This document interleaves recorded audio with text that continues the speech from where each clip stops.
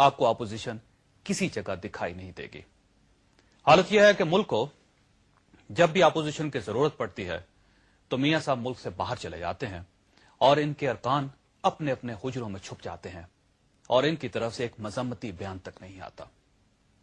हालत यह है कि बिजली के नरखों में इजाफे की समरी कल काबीना के इजलास में आती है तो एमक्यूएम के वुजरा हुकूमत में होने के बावजूद इस इकदाम पर एक एहतजाज करते हैं और वजीर आजम इस एहतजाज पर इस समरी को चंद दिनों के लिए पोस्टपोन कर देते हैं।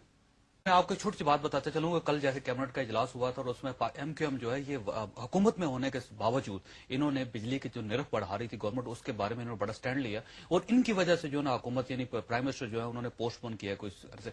आप महसूस कर रहे हैं वैसे हैदराबाद रिजवी साहब के जो किरदार अपोजिशन को अदा करना चाहिए था वो एमक्यूएम को अदा करना पड़ रहा है?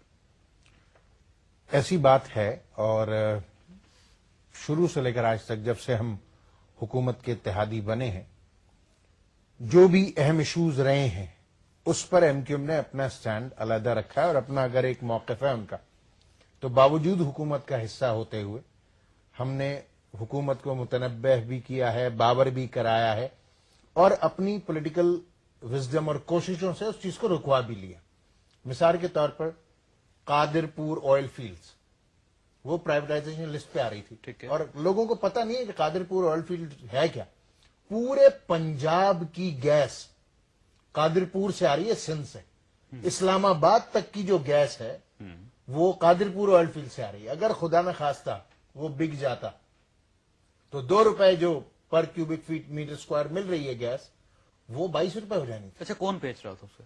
जाहिर है कि हुकूमत, वही प्राइवेटाइजेशन लिस्ट पे वही चीजें आती हैं जिसकी आप इत्तेहादी हैं। बिल्कुल हम इत्तेहादी हैं कि वही चीजें लिस्ट पर आती हैं कि जिसकी मार्केट में कोई वैल्यू होती है और कादिरपुर ऑयल फील्ड्स बहरहाल उसकी मार्केट में एक वैल्यू है, उसको हमने फिर उसके बाद जो बल्दियाती सिस्टम के ऊपर जो सूरत हाल है, पाकिस्तान की तमाम पॉलिटिकल पार्टीज गिव अप कर चुकी थी।